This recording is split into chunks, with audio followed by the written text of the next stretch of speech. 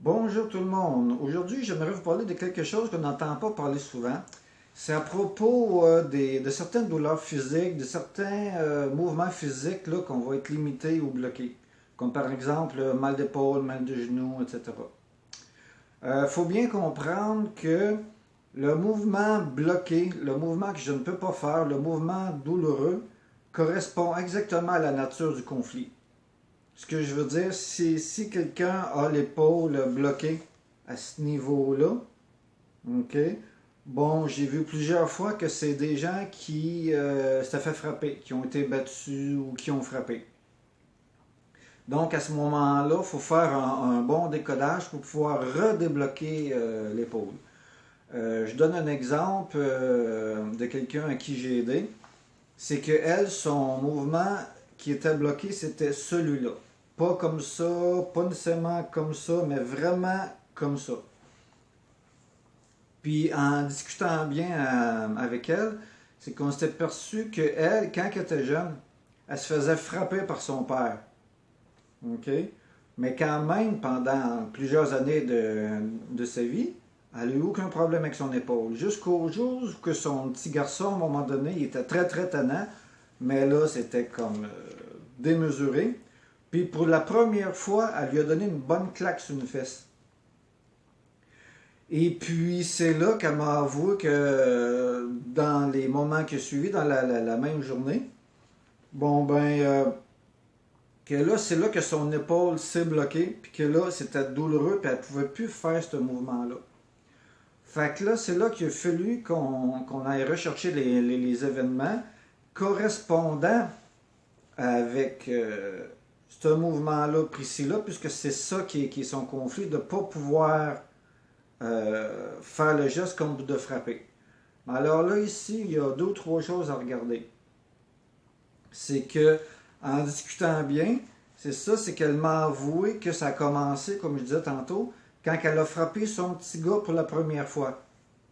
Donc, inconsciemment, en posant de questions très très précises, on s'est aperçu que ça lui a ramené la mémoire de son père qui la frappait.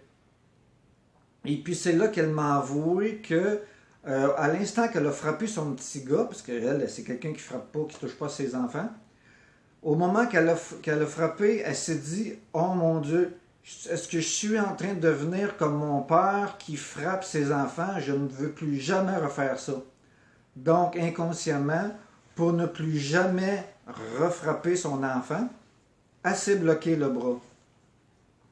Pour justement, qui correspond directement à la nature du conflit qui est de frapper. Mais encore là, ensuite, il faut quand même comprendre qu'elle, elle s'est fait frapper.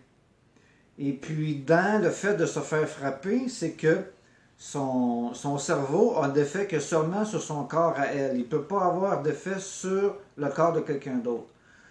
Donc, ce qu'elle aurait voulu, quand elle était jeune, c'est d'empêcher son père de la frapper, elle. Fait que si au moins je pouvais bloquer le mouvement de l'épaule et du bras pour frapper, donc pour elle, elle aurait pu s'en sortir elle pouvait que s'en sortir en souhaitant que son père puisse arrêter de frapper. Et puis en même temps, il peut aussi avoir eu le mouvement qu'il y a celui qui me frappe et puis je suis empêché de bloquer parce que c'est mon père, parce que c'est ma mère, parce que c'est ça peut être n'importe qui. Mais en même temps, je veux empêcher l'autre de me frapper, mais en même temps, je suis empêché de bloquer parce que je suis trop jeune par une question morale, c'est que puis question morale que si je bloque, bon, je risque de recevoir encore plus de coups. Donc ici, j'ai toutes les formules, les choses qui me permettent que inconsciemment, je vais aller bloquer mon épaule. Donc pour cette personne-là, ça a été suffisant de juste comprendre ça que au moment qu'elle a frappé son enfant, elle s'était dit, oh mon Dieu, je ne veux plus jamais refrapper mon enfant parce que je ne veux pas être la personne qui frappe ses enfants comme mon père m'a frappé. pour elle, ça a été suffisant pour comprendre. Puis dans la minute ou deux qui a suivi suite à cette compréhension, elle a instinctivement bougé son épaule, puis on a entendu quelque chose snapper, quelque chose se replacer dans son épaule. Et puis à ce moment-là, bon ben la douleur est complètement partie. Puis c'est là que son épaule s'est mise à rebouger normalement. Puis ensuite on est allé dehors, puis on s'est pratiqué. Je l'ai fait pratiquer à lancer des roches juste pour le fun, là, dehors, juste pour bien voir que le mouvement était complètement débloqué. Mais pour elle, ça a été suffisant. Donc, ça a pris seulement quelques minutes. Mais c'est ça, il faut toujours regarder le mouvement bloqué, le mouvement douloureux correspond directement à la cause. Mais c'est pas toujours aussi facile que ça. Des fois, il faut aller faire une déprogrammation puis une reprogrammation physique, qui est un mouvement physique qui n'est pas nécessairement intellectuel, parce que des fois, au niveau de savoir quelque chose, de savoir intellectuellement, ça peut causer une limite.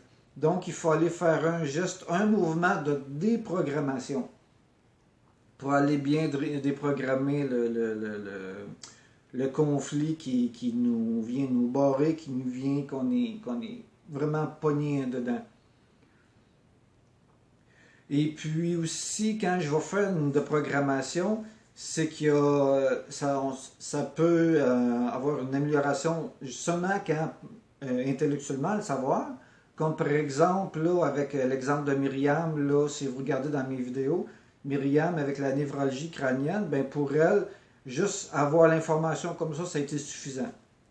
Puis, par contre, dans une autre vidéo avec elle, il a fallu vous allez le voir dans la vidéo de témoignage, il a fallu qu'on fasse un mouvement physique, vraiment de bouger, pour finir de vraiment déprogrammer là, la chose pour qu'elle puisse revenir. Donc, c'est ça. Fait que, donc, il y a intellectuellement, ça peut aller, des fois c'est passé, ou des fois il faut aller faire la déprogrammation physique. Et puis aussi, pendant la déprogrammation physique, ça se peut que des fois qu'il manque quelques éléments. Puis c'est là que j'ai un autre corde à mon arc. C'est que on va faire ce qu'on appelle du mind reading ou du body scan ou de la lecture de corps. C'est qu'au moment que la personne, on effectue la déprogrammation, c'est que je vais bien me concentrer et d'aller voir qu'est-ce que son corps me dit. Donc moi, je vais soit le ressentir dans mon corps, simplement comme le savoir, le ressentir. À ce moment-là, je vais pouvoir lui transmettre. Et puis aussi coupler, comme je disais, avec le mind reading, aller voir qu'est-ce qu'il y a dans le fond de sa pensée, dans le fin fond de son inconscient dans ses pensées. À ce moment-là, bon, ben, ça me permet d'aller lire exactement ce qu'elle a vécu pour finir de déprogrammer. Donc, c'est ça. Fait que dans la vidéo avec Myriam, par exemple, celle-là avec qui a eu un étranglement, bon, ben, elle, si vous remarquez, dans son mouvement bloqué, c'était pas comme ça, c'était pas comme ça. Elle, c'était vraiment comme ça.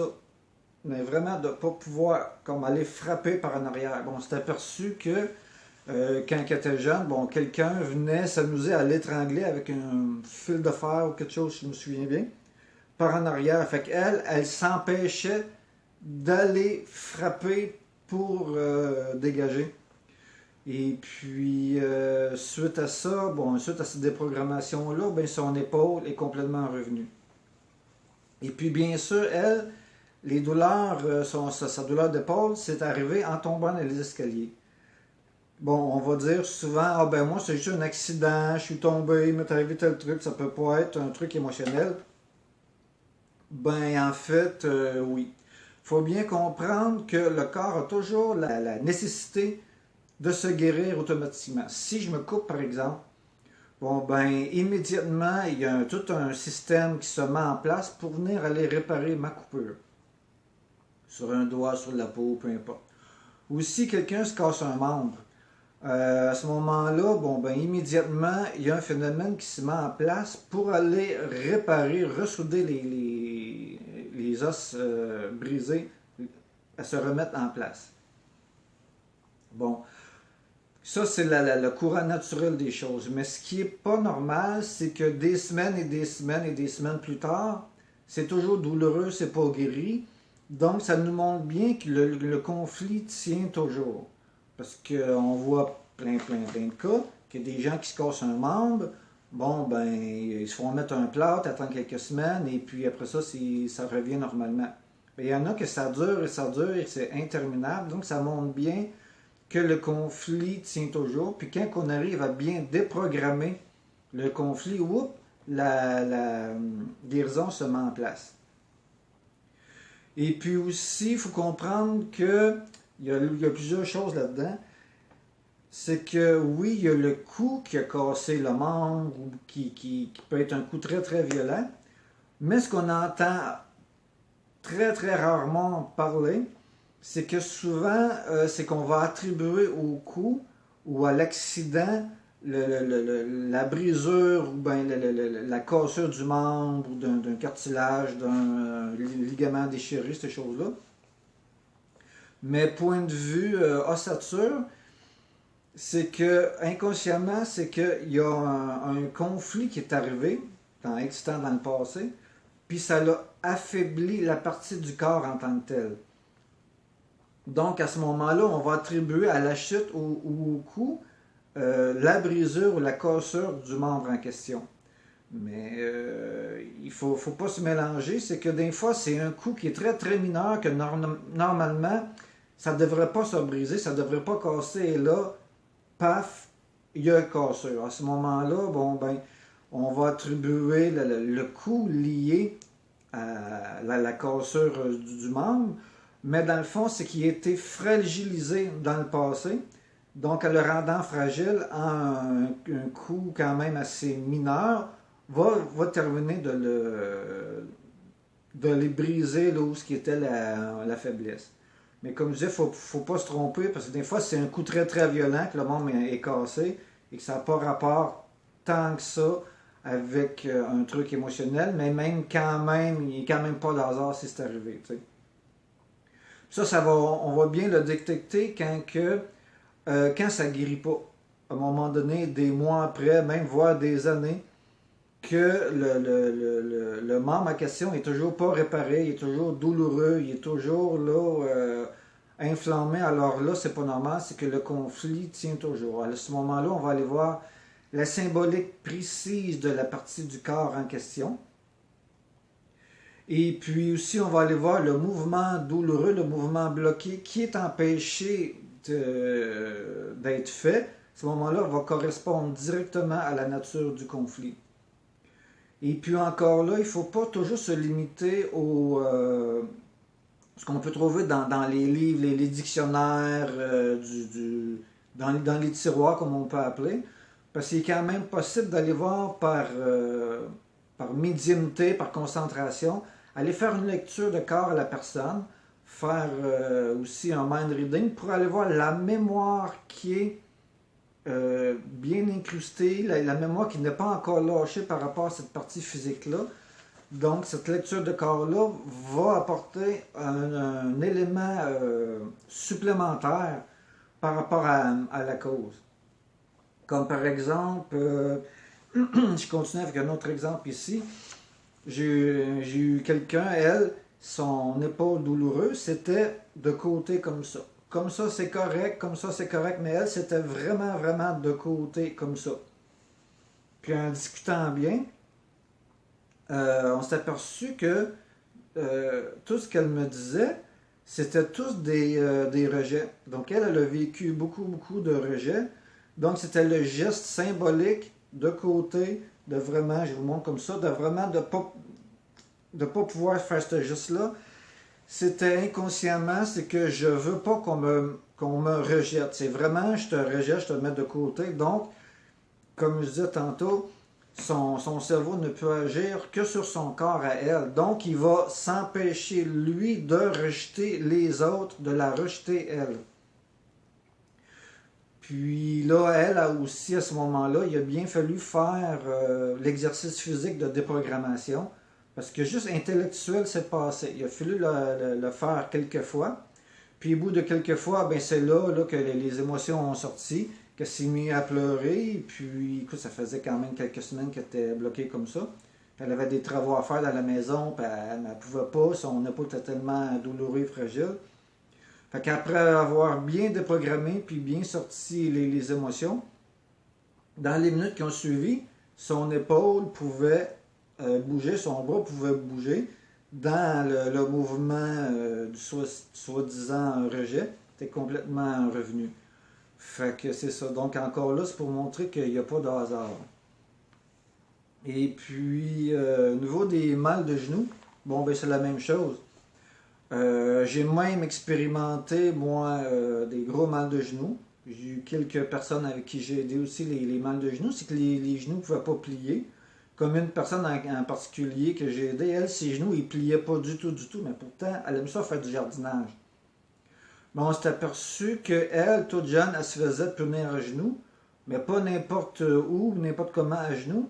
C'était sur la petite grille en métal de ventilation, sur le bord du mur à genoux, là-dessus. Ça, c'est coupant. Donc, pour elle, c'était très, très douloureux. Puis encore là, comme je disais, le mouvement bloqué correspond à la nature du conflit. Donc, elle ne pouvait pas se mettre à genoux, même pas pour jardiner.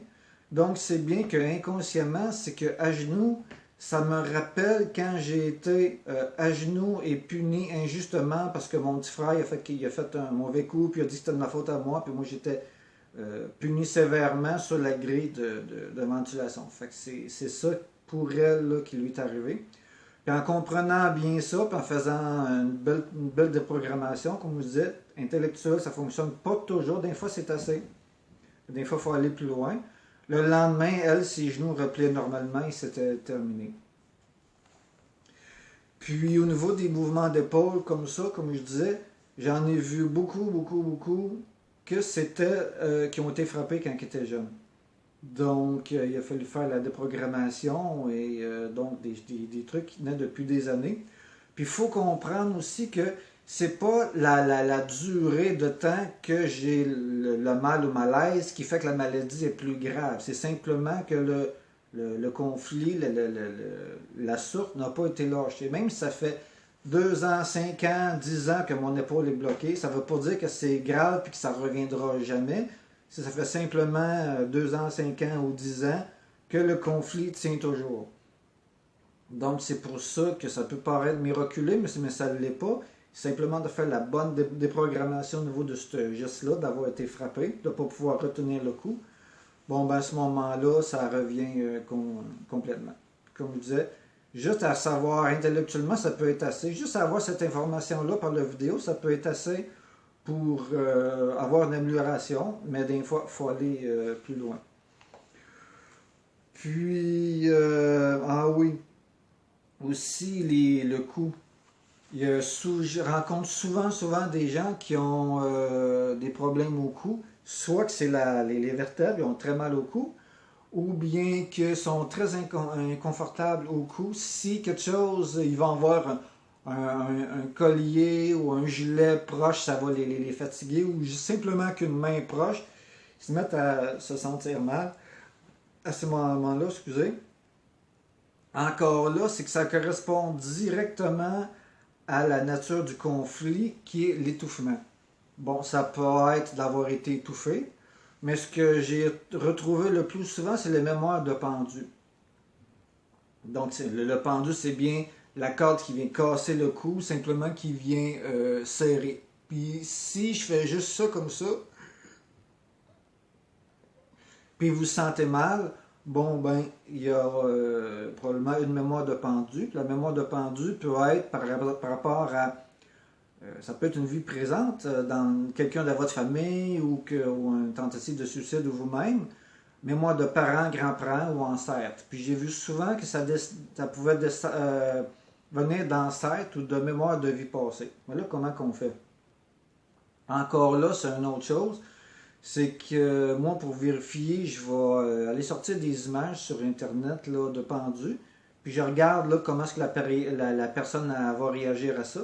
Si elle se sent très très mal, puis qu'il n'y a rien arrivé elle dans sa vie, dans son entourage, qu'elle se souvient, bon ben là, c'est probablement d'ancêtre ou de vie passée. À ce moment-là, faut faire un exercice physique de déprogrammation parce que juste psychologique, ça ne sera pas assez. Puis c'est là qu'il faut vraiment aller chercher euh, la déprogrammation précise. Et puis c'est là qu'il est possible d'aller faire de la lecture de corps aussi, ou ce que j'appelle aussi du mind reading, pendant que je fais la déprogrammation physiquement.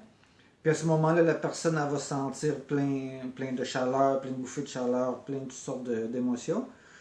Et puis après quelques temps, plus qu'on le fait à répétition, le mal s'enlève le malaise s'enlève graduellement jusqu'à pratiquement plus rien. Puis comme je disais, je vous invite à le voir là, la vidéo avec Myriam là, de problèmes d'épaule et de cou. Donc pour elle, ça s'était fait environ 30 minutes. Il a fallu faire l'action en tant que telle pour déprogrammer.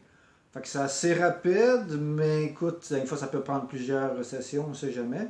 Mais c'est bien pour montrer que la nature du conflit, du mouvement bloqué, douloureux, c'est bien par rapport là, à la nature du conflit en tant que tel. Ça peut être nique le cordon ombilical autour du cou, qui va être quand même relié à une mémoire de pendu, par exemple. Ce que je voulais dire aussi. Ah oui, une dame que j'ai vue, elle, ses mouvements douloureux, elle, c'était les doigts. C'était une espèce d'arthrite ou quoi, je n'avais pas le diagnostic précis. C'était les doigts et les poignets.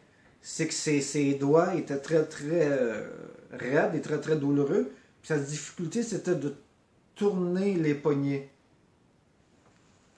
Donc, en discutant bien, bon, ben, moi, ce que je recherchais, un stress par rapport aux mains, puis de tourner les mains, tourner les poignets. Bien, elle, à l'école, c'était dans le temps, à l'époque, là, c'était l'école à la dure. Donc, quand il y avait une problématique, où il était tannante, il ne comprenait pas bien, ben, il prenait la règle, puis il frappait sur les mains. Donc, elle est obligée de tourner les mains, s'exposer les mains, et puis d'endurer les coups. Puis elle n'avait pas le droit d'enlever ses mains. Parce que si elle enlevait ses mains, elle recevait encore plus de coups. Puis elle, c'était la petite règle de bois avec la petite bordure de métal. Là. Donc, c'était encore beaucoup plus douloureux. Puis encore là, elle, intellectuellement, juste à savoir ça, c'était pas assez. Parce que des fois, on a la bonne chose. Mais je fais quoi? Bon, c'est qu'il a fallu faire le mouvement réparateur, le mouvement de déprogrammation. Puis c'est là que ces douleurs physiques, là, ils ont arrêté après de grosses émotions. Parce que, écoute, ça décétait quand même longtemps. Mais comme on dit, même si ça fait, comme je disais, 20 ou 30 ans qu'elle a ça, ou juste qu'il y a eu un autre déclencheur, peut-être plus récemment, depuis 2, 3, 4, 5 ans, peu importe. Donc, c'est pas la longueur de temps qui rend la maladie plus grave, mais c'est simplement que le conflit tient toujours. Donc, elle avait quand même essayé toutes sortes d'approches, puis même des suppléments, mais ça ne fonctionnait pas. Mais c'était vraiment de faire la déprogrammation, je le montre encore, de tourner les mains, d'être obligé d'exposer ses mains, tourner les poignets, d'exposer ses mains à recevoir les coups. Alors voilà, c'est ce que je voulais vous partager aujourd'hui. Je vous invite à faire circuler et à partager les vidéos de guérison, de témoignages de guérison, parce que simplement qu'à visionner ces vidéos-là, ça peut aider des gens. Puis aussi, populariser les guérisons serait une chose très merveilleuse, parce qu'il y a beaucoup de gens qui guérissent, mais on n'entend pas parler. Donc, ce serait excellent de pouvoir faire tourner, faire circuler, de populariser les guérisons. Alors, je suis sûr que cette vidéo vous a aidé et permettre aussi à d'autres gens d'avoir été chercher des compréhensions supplémentaires. Peut-être même ça peut aider à débloquer une épaule ou on ne sait jamais. Sur ce, je vous dis merci beaucoup et à la prochaine.